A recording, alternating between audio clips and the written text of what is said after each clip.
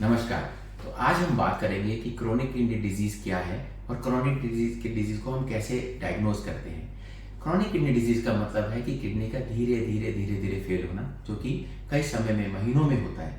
इसके जल्दी लक्षण में आपको सूजन आना, पेशाब में झाग आना, और हम छोटे से टेस्ट से पता लगाते हैं कि पेशाब में प्रोटीन है तो पता चलता है कि शुरुआत हो चुकी है।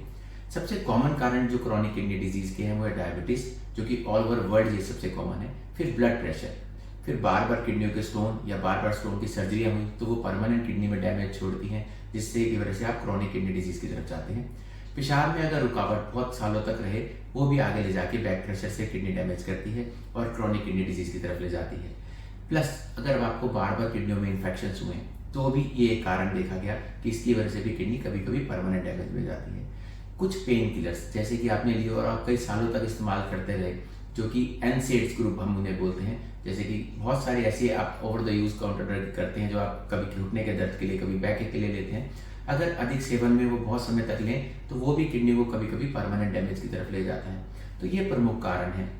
अब दिक्कत ये है कि अर्ली स्टेज पे किडनी की डिजीज कभी पकड़ में नहीं आती, क्योंकि उसके साइन सिम्टम बहुत लेट शुरू होते हैं या इतने नॉन स्पेसिफिक होते हैं, इतने आम साधारण होते हैं कि कभी कोई इंसान सोच ही नहीं पाता कि मेरी किडनी पे दबाव आएगा। और आए दिन हम ऐसे पेशेंट देखते हैं जो ये मानते हैं कि 6 महीने से उन्हें तकलीफ थी, सूजन आती थी, थकावट थी, लेकिन वो कभी सोच भी नहीं पाए, सपने में भी नहीं सोच पाए कि आज जब टेस्ट कराएंगे तो उनकी किडनी फेलियर की तरफ रहेगी या वो क्रोनिक किडनी डिजीज के पेशेंट निकलेंगे। तो हम जब डेली इतने यंग पेशेंट्स को देखते हैं इस तरह से, तो फिर लगता है कि लोगों को जागरूक होना बहुत जरूरी है। इसलिए आज हमने सोचा ये वीडियो बनाए और आपको बताएं कि कभी भी आपको सूजन आती है जो कि फेस पे आई, पूरी बॉडी पे आई, पैरों पे आई, शाम को आती है, सुबह चली जाती है, तो इसको कृपया इग्नोर ना करें। प्रमुख कारणों में किडनी, हार्ट, लीवर, थायराइड, हम हर एक को इवेल्युएट करते हैं, बट आज हम बात जब किडनी की करें तो हम किडनी पे रिस्ट्रिक्ट रखेंगे। फिर अगर आपके पेशाब पहले बहुत आता था, अब बहुत कम हो गया, पेशाब में झाग बहुत ज्यादा आने लगी, पहले ऐसे आपने कभी महसूस नहीं किया, या पेशाब में ब्लड आता है और आपके गुर्दों की तरफ दर्द होता है, पेशाब करते हुए दिक्कत आती है, रुक रुक के आता है, तो इन लक्षणों को इग्नोर ना करें। अगर आप राइट टाइम पे इसका इलाज नहीं लेंगे तो आगे जाके आप क्रोनिक किडनी डिजीज के पेशेंट ही माने जाएंगे। और क्रोनिक डिजीज को रोका जा सकता है, डिले किया जा सकता है, बट रिवर्स करने के चांसेस कम हो जाते हैं। तो ये सत्य सबको पता होना चाहिए कि आज हम जितनी जल्दी स्टेज पे आएंगे उतनी ही लेट हम कभी डायलिसिस की बात करेंगे, उतनी ही लेट हम क्रोनिक किडनी डिजीज के पेशेंट में ट्रांसप्लांट की बात करेंगे। ये विकल्प अवेलेबल है, बट तब जब हमारी किडनी चरम सीमा पे पहुंच गई हो, जिसे हम एंड स्टेज रिनल डिजीज बोलते हैं।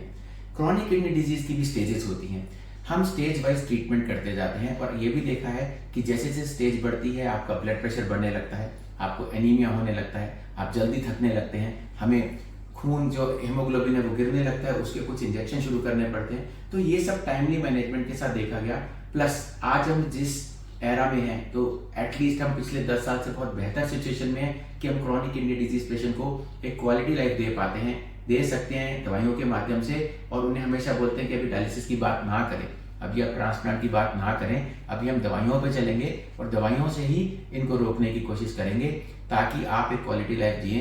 Because her chronic kidney disease patient को ये डर लगने लगता है कि अब मेरे लिए डायलिसिस की बात उठेगी या मेरे लिए ट्रांसप्लांट की, और वो इतना, हमने खुद अपने क्लिनिक पे, हॉस्पिटल में देखा है, वो इतने पैनिक होते हैं। पूरा परिवार, खाली एक पेशेंट नहीं, पूरा परिवार ही जुड़ा होता है क्रोनिक किडनी डिजीज पेशेंट के साथ, जिन्हें हमें सबको ही ये मॉरल सपोर्ट देनी पड़ती है कि ट्रीटमेंट है, अभी इतनी जल्दी डायलिसिस और ट्रांसप्लांट पे जंप ना करें। और जब हम उन्हें उन दवाइयों पर डालते हैं and we give quality life for years, then it's actually, बीमारी कोई भी अच्छी नहीं। अगर आप किडनी डिजीज पेशेंट बने हैं तो भी it's not a good thing, but अगर तो भी हम आपको एक अच्छी लाइफ दे सकते हैं दवाइयों के माध्यम से, तो इतना स्ट्रेस ना लें।